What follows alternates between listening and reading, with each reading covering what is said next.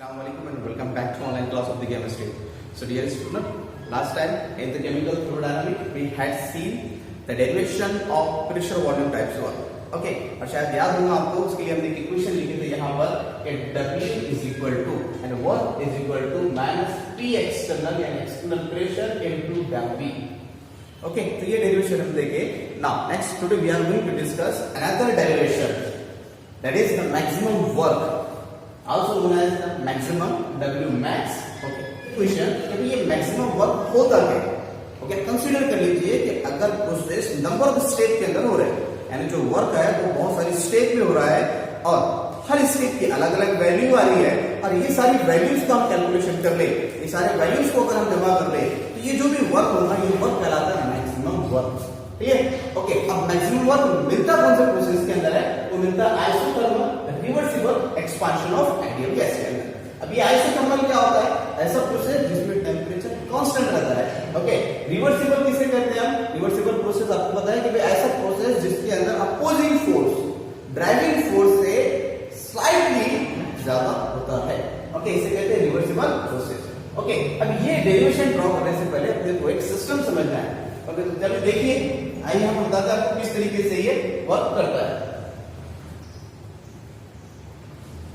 Okay, तो first of all consider a cylinder in which ideal gas and more ideal gas क्या करें? हमने fit करें with piston. Okay, जो कि क्या है? वेटलेस और फ्रैक्शनलेस. ठीक है. अब इसका जो वॉल्यूम है ये वॉल्यूम है V1. ठीक है. ओके, अब आपको पता है कि अगर गैस एक्सपांड होगी और कैसे? रिवर्सिबल, मतलब नंबर ऑफ स्टेप के अंदर होगी. ओके, तो ये जैसे एक्सपांड होगी, पहले क्या था? यहाँ पर जो प्रेशर है, एक्सटर्नल प्रेशर जिसको हम P से रिप्रेजेंट कर रहे हैं और इंटरनल प्रेशर जिसको हम P से रिप्रेजेंट कर रहे हैं, तो दोनों प्रेशर अगर कांस्टेंट है तो पिस्टन अपनी जगह पर होगा, कोई पुल नहीं, कोई वर्क नहीं. मगर क्या होता है? अगर ऊपर के प्रेशर में एक्सटर्नल प्रेशर के अंदर स्मॉल सी गिरावट आती है और स्मॉल के लिए हम यूज करेंगे स्मॉल t और p. इसका मतलब है change in pressure, very little, very small. अगर ऊपर थोड़ा सा प्रेशर चेंज होता है तो क्या होगा? नीचे का प्रेशर बढ़ेगा, इंटरनल प्रेशर इंक्रीज होगा, जिसकी वजह से पिस्टन क्या होगा? मूव होगा और क्या होगा? वर्क होगा. मगर कैसा वर्क होगा? स्मॉल वर्क होगा, जिसको हम रिप्रेजेंट करेंगे dw. d for the small and w is work. Okay, तो स्मॉल वर्क होगा कब? जब स्मॉल चेंज आए किसके अंदर? प्रेशर के अंदर. ओके, अब प्रेशर किस तरीके से लिख रहे हैं हम? प्रेशर स्मॉल चेंज कैसा है? dp.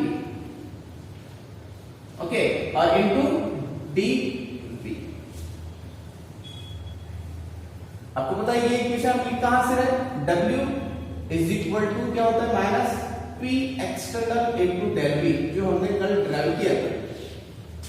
यानी वर्क किसके रिस्पेक्ट में होता है? प्रेशर और वॉल्यूम के. ओके, अब ये माइनस का साइन क्या इंडिकेट करता है? एक्सपांशन. ये सारी चीजें हमने कल देख ली. ठीक है. अब यहां तक के समझ में आ गया आपके, तो यहां से पूरा मैथमेटिक्स चलेगा. एक बार फिर से लिख लीजिए, ये इक्वेशन आई कहां से है? यानी स्मॉल सा वर्क होगा तब जब स्मॉल सा चेंज आएगा किसके अंदर? बाहर का प्रेशर स्मॉल से क्या होगा? डिक्रीज होगा और अंदर का प्रेशर क्या होगा? स्मॉल वॉल्यूम से इंक्रीज होगा. ओके, तो जब प्रेशर इंक्रीज होगा तो पिस्टन क्या होगा? मूव होगा, वॉल्यूम जो हो जाएगा चेंज. कंसीडर कर लीजिए जो स्मॉल चेंज है वो इतना आ रहा है. ओके, यानी यहां पर क्या है? V2. यानी क्या होगा? स्मॉल चेंज हुआ किसके अंदर? प्रेशर के अंदर, जिसकी वजह से पिस्टन स्मॉल क्वांटिटी के अंदर डिस्प्लेस हुआ, यानी स्मॉल वर्क हुआ. ओके, तो V2 माइनस V1 क्या कहलाता है? Change in volume. ओके, तो स्मॉल प्रेशर स्मॉल. ओके, अब आगे देखिए क्या करना है? आपको इंट्रोड्यूस करना है इसको, इसके मल्टीप्लाई करना है. क्या हो जाएगा? Minus p. Okay, d. इस चीज को मल्टीप्लाई करेंगे तो okay, minus minus plus dp into dv, dp into dv. अब ये d क्या के लिए? स्मॉल के लिए. p क्या? प्रेशर के लिए.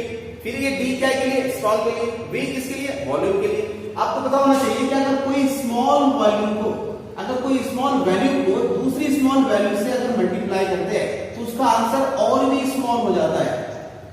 जैसे अगर 0.1 को 0.1 से मल्टीप्लाई करते हैं तो इसका आंसर आएगा 0.01. ओके, तो इसलिए ये जो वैल्यू है स्मॉल है और उसको मल्टीप्लाई किया जा रहा है स्मॉल वैल्यू से, तो इसका आंसर और भी स्मॉल आ गया, इसलिए इसको क्या कर रहे हैं, नेग्लेक्ट कर रहे हैं। ठीक है, तो फाइनल इक्वेशन क्या बचेगी फिर, dw is equal to minus p dv। Clear?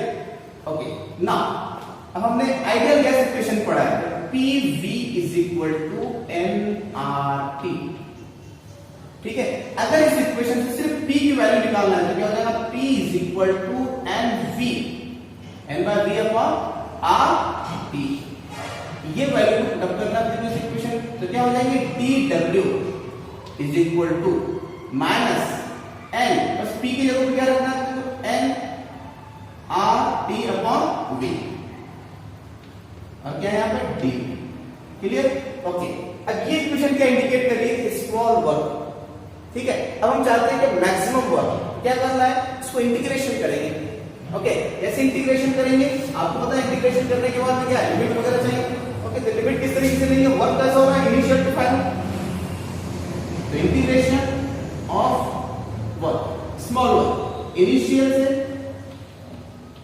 Final is equal to, अब इधर की साइड में इंटीग्रेशन करना है, तो इंटीग्रेट करना है, तो उसके लिए क्या हो, जो भी कांस्टेंट चीज है वो बाहर निकल जाती है। जैसे ये साइन है माइनस का, ये बाहर निकलेगा, नंबर ऑफ मोल फिक्स है तो ये भी कांस्टेंट होगा, ये बाहर निकलेंगे, आर गैसेस कांस्टेंट होता है, ये भी बाहर निकल जाएगा, टी आइसोथर्मल के लिए बात कर रहे हो तो इसका मतलब ये भी कांस्टेंट है, तो ये भी क्या हो जाएगा, बाहर निकलेगा, बचेगा क्या यहाँ से, dv अपॉन v। ओके, तो चलिए dv क्या हो जाएगा यहाँ से, minus nRT, minus nRT integration. Integration किसकी किसको लगाना है, तो वॉल्यूम पे, initial to final volume. Okay, v1 to v2, तो v1 से v2 क्या बचा यहाँ पे, dv upon v। Clear? Okay, next, अब इसको सॉल्व करना है, तो माइनस nRT। ओके, इसको अगर सॉल्व करें तो इसका मतलब होता है नेचुरल लॉग ln, या log to the base e भी लिख सकते हैं, v लिमिट लगाएंगे इसको v1 से v2। ओके, नेक्स्ट, और भी अगर इसको सॉल्व करते हैं आगे, तो नेक्स्ट इक्वेशन इस तरीके से बनेगी, माइनस nRT ln, v की जगह पे v2 पुट अप करेंगे, final minus initial ln v1। Okay, और आपको पता है रूल्स के अंदर कि अगर जब भी कोई चीज दो अलग अलग लॉग के साथ माइनस में हो तो हम उसको एक लॉग के साथ डिवाइडेशन के अंदर लिख सकते हैं, यानी इक्वेशन किस तरीके से बनेगी, minus nRT ln v2 by v1। Clear? अब ये जो ln है ये होता है नेचुरल लॉग, ये इसको log to the base e भी लिखा जाता है। हम चाहते हैं कि अगर log to the base 10 use करना, ओके, तो उसके लिए एक फैक्टर यूज किया जाता है जो होता है 2.303। ओके, अगर मैं चाहता हूं कि ये ln को रिप्लेस किया जाए जिससे log टू द बेस 10 से, तो मुझे क्या यूज करना होगा, यहाँ पर एक फैक्टर 2.303। ओके, तो अगर ये वैल्यू अगर हम यहाँ पर रखते हैं क्या हो जाएगा, ये इक्वेशन क्या बन जाएगी, w max यानी maximum work is equal to, okay, जो कांस्टेंट से पहले लिख दीजिए, माइनस 2.303 nRT। अब क्या लिख सकते हैं यहाँ पर, एलिमेंट के बदले log टू द बेस 10, क्योंकि हमने यहाँ फैक्टर यूज कर लिया। Okay, v2 by v1, this is the equation for maximum work in term of volume. Clear? यहां पर क्या है, w max मैक्सिमम वर्क है, ओके, माइनस 2.303, n क्या है, नंबर ऑफ मोल्स है, r क्या है, गैसेस कांस्टेंट है, t क्या है, टेंपरेचर है, ओके, और v2 क्या है, फाइनल वॉल्यूम, और v1 क्या है, इनिशियल वॉल्यूम। ठीक है? ओके, ये तो हो गई इन टर्म्स ऑफ वॉल्यूम, क्या, मैक्सिमम वर्किंग प्रेशर।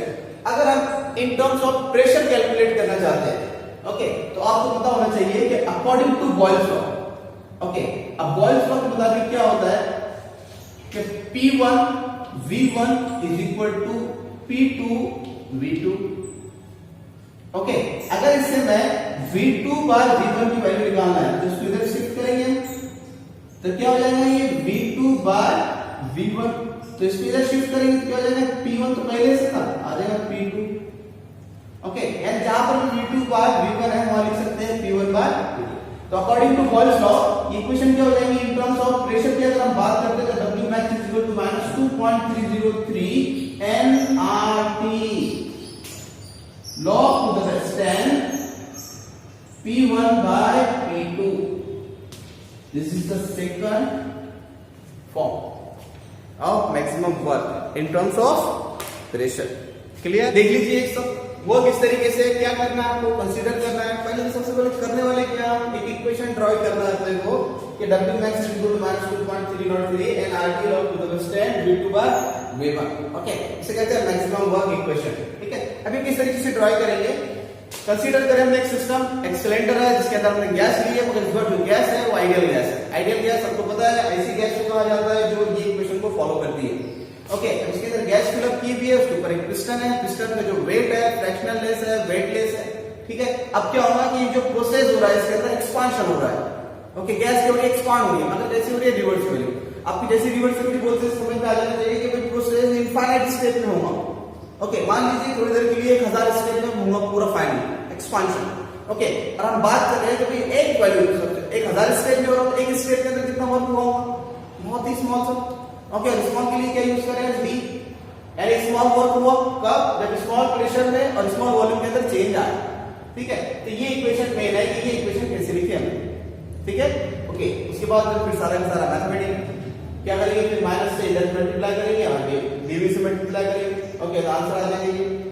ओके, यहाँ पर क्या रहेगा, ये स्मॉल स्मॉल वैल्यू इसको क्या करते हैं निगलेक्ट कर देंगे।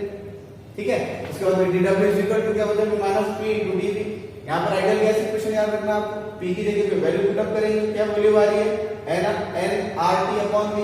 ओके, यहाँ पुट अप करें, अभी ये इक्वेशन है, इसी देख के समझ में आना चाहिए आपको कि स्मॉल वर्क के लिए लिखा हुआ है, हम चाहते हैं मैक्सिमम वर्क के लिए। तो मैक्सिमम वर्क के लिए क्या करना है, तो इंटीग्रेशन करेंगे, जैसे इंटीग्रेशन करेंगे तो क्या हो जाएगा, मैक्सिमम वर्क के अंदर कन्वर्ट हो जाएगा। ठीक है, और क्या हो जाएगा, जो भी चीजें रहती है कांस्टेंट वो बाहर निकल जाती है, जैसे माइनस साइन n r सारे बाहर नहीं निकले, क्योंकि n क्या है कांस्टेंट है, r क्या है कांस्टेंट है, t क्या है कांस्टेंट है। ठीक है, ओके, अब इसके लिए लिमिट क्या लगाएंगे, v1 से dv अपॉन v। ओके, अब इसको सॉल्व करेंगे, आपको पता है क्या होता है किस तरीके से, ये सब मैथमेटिक्स के फॉर्मूले, यानी इंटीग्रेशन 1 अपॉन x dx क्या होता है इक्वल टू log x। ठीक है ना, ln मतलब नेचुरल लॉग, तो वही यूज करेंगे आप। ओके, फिर इसको सॉल्व करें। ओके, इससे फिर एक लॉग के साथ देंगे। ओके, फिर बाद में ये ln को रिप्लेस करना है, नेचुरल लॉग को रिप्लेस करना है किससे, log टू द बेस 10 से। तो 2.303 से क्या करें मल्टीप्लाई करें, तो इक्वेशन इस तरीके से बने। और ये बात हो गई इन टर्म्स ऑफ वॉल्यूम, और इन टर्म्स ऑफ प्रेशर की बात करें तो अकॉर्डिंग टू बॉयल्स लॉ। ठीक है, तो इस तरीके से आप डेरिवेशन ड्रॉ कर सकते हैं। ओके ना, और second topic is first law of thermodynamics. Okay, first law of thermodynamics को समझने के लिए समझना आपको सबसे पहले इंटरनल एनर्जी। ओके, अब इंटरनल एनर्जी को रिप्रेजेंट किया जाता है कैपिटल यू से। अब ये होती क्या है, अगर कंसीडर कर लीजिए कोई भी एक सिस्टम है। ओके, इसके अंदर क्या है, गैसेस है। ओके, तो ये गैसेस की अलग अलग तरह की एनर्जी होगी, जैसे इसके अंदर काइनेटिक एनर्जी होगी, और इसके अंदर क्या होगी, इनके जो मॉलिक्यूल्स है इनकी पोटेंशियल एनर्जी होगी। तो इंटरनल एनर्जी जो है, internal energy is equal to the sum of all types of the energy of the system of the particles. Okay, यानी सिस्टम के अंदर जो भी पार्टिकल्स हैं उनकी जितनी भी टाइप्स की एनर्जी है, सारी एनर्जी का सम क्या कहलाता है, इंटरनल एनर्जी। जैसे kinetic energy plus potential energy. Okay, तो ये कहलाती है इंटरनल एनर्जी। तो फर्स्ट लॉ ऑफ थर्मोडायनामिक्स ये बताता है, according to the first law of thermodynamics the energy of universe constant, यानी जो भी यूनिवर्स की एनर्जी है वो हमेशा क्या रहेगी, कांस्टेंट रहेगी।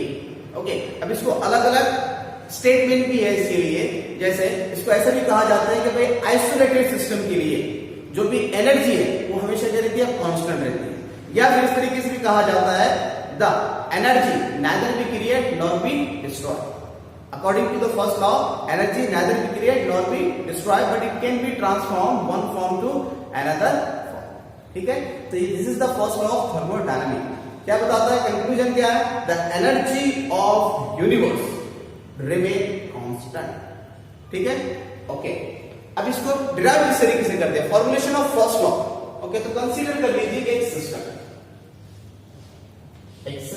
This is a system. Okay, जिसकी इंटरनल एनर्जी जो है अभी उसकी इंटरनल एनर्जी U है। ओके, अब इनिशियल है इसमें रिप्रेजेंट कर देंगे इसको U1 से। ओके, अब ये सिस्टम को मैं क्या कर रहा हूं, Q amount of heat supply कर रहा हूं, तब इसकी इंटरनल एनर्जी क्या हो जाएगी, चेंज हो जाएगी, यानी जो इनिशियल थी वो क्या हो जाएगी, फाइनल हो जाएगी, यानी क्या हो जाएगा, देखिए इधर U2, यानी फाइनल इंटरनल एनर्जी क्या होगी, जो इंटरनल एनर्जी थी इसके अंदर पहले और जो अमाउंट ऑफ हीट हमने इसको सप्लाई करे। अब जैसे अगर मैं इसको Q amount of heat supply करता हूं तो इसकी वजह से क्या होगा, कुछ वर्क होगा यहां पर, तो फाइनल इक्वेशन इस तरीके से है। ओके, अब इंटरनल एनर्जी को अगर शिफ्ट करते हैं तो क्या है, प्लस में इधर आगे क्या हो जाएगा, माइनस में क्या हो जाएगा, V2 minus U2 minus U1 is equal to Q plus W। Okay, और आपको पता है फाइनल माइनस इनिशियल अगर हो तो हम उसको लिखते हैं डेल्टा U, यानी चेंज इन इंटरनल एनर्जी, ठीक है, इज इक्वल टू क्या है, Q plus W। This is the mathematical expression for the first law of thermodynamics. Clear? जहां पर delta U change in internal energy या increase in internal energy, Q is nothing but it is the amount of heat supplied to the system या फिर amount of energy supplied to the system, and W is the work done when the amount of heat supplied to the system. Okay, so this is the mathematical expression for the first law of thermodynamics. अब क्या करना है, ये mathematic expression को, ये first law of thermodynamics को different different process पे apply करके देखना है। तो क्या मिलता है देखते हैं। First of all in isothermal के अंदर, आइसोथर्मल प्रोसेस, और आपको पता है आइसोथर्मल प्रोसेस उसे कहते हैं जहां पर टेम्परेचर कांस्टेंट रहता है, यानी delta T is equal to क्या होता है, 0। ओके, जब मैं प्रोसेस के बारे में बता रहा था आपको पता है ये थर्मोडायनामिक पैरामीटर याद करना है, जब अगर टेम्परेचर के अंदर कोई चेंज नहीं है तो इंटरनल एनर्जी भी क्या होती है, उसके अंदर कोई चेंज नहीं होता। ये समझ में आया? ओके, यानी delta T is equal to क्या है, 0। ओके, इंटरनल एनर्जी डिपेंड क्या है टेम्परेचर पे, तो वो भी क्या रहेगी, 0।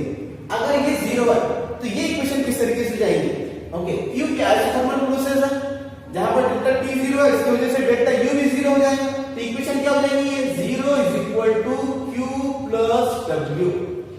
ठीक है, अगर इनसे मैं W निकालना चाहता हूं तो क्या हो जाएगा, minus W is equal to Q। Okay, ये ऐसे कह सकते हैं कि जो भी एक्सपांशन है माइनस W वाला आपको एक्सपांशन को कहते हैं, यानी जो भी अमाउंट ऑफ हीट सप्लाई करेंगे वो कंप्लीट किसके अंदर कन्वर्ट होगी, वर्क के अंदर। ठीक है, एडियाबेटिक प्रोसेस जहां पर Q इज इक्वल टू क्या होता है, 0। ओके, तो ये इक्वेशन किस तरीके से हो जाएगी चेंज, कि delta Q is equal to की जगह क्या आ जाएगा, 0 प्लस W, मतलब क्या है कि delta U is equal to W। क्या इंडिकेट हो रहा है इससे कि जो भी चेंज इन इंटरनल एनर्जी है वो किसमें होगा, कन्वर्ट वर्क के अंदर। ओके, यानी जो भी एनर्जी के अंदर इंटरनल एनर्जी के अंदर चेंज आएगा किसकी वजह से आएगा, वर्क की वजह से। क्लियर? ओके, नेक्स्ट देखना आप देखो आइसोकोहरिक प्रोसेस। ओके, आइसोकोहरिक किसे कहते हैं, आइसोकोहरिक प्रोसेस, व्हाट इज आइसोकोहरिक प्रोसेस, जहां पर चेंज इन वॉल्यूम क्या होता है, 0। और मैंने बताया था आपको अगर हम वर्क की बात करें इन टर्म्स ऑफ वॉल्यूम, यानी वॉल्यूम के कम और ज्यादा होने से अगर वर्क हो रहा है तो यहां पर भी वर्क इज इक्वल टू 0, क्योंकि वॉल्यूम चेंज नहीं हो रहा है। ओके, और अगर इस वैल्यू को हम यहां पुट अप करते हैं तो क्या हो जाएगा, delta U is equal to Q plus W ये हो जाएगा 0। ओके, यानी क्या है, delta U is equal to Q, the amount of the change in internal energy is depend on Q। Clear? Okay, तो बस फिर आज के लिए इतना ही।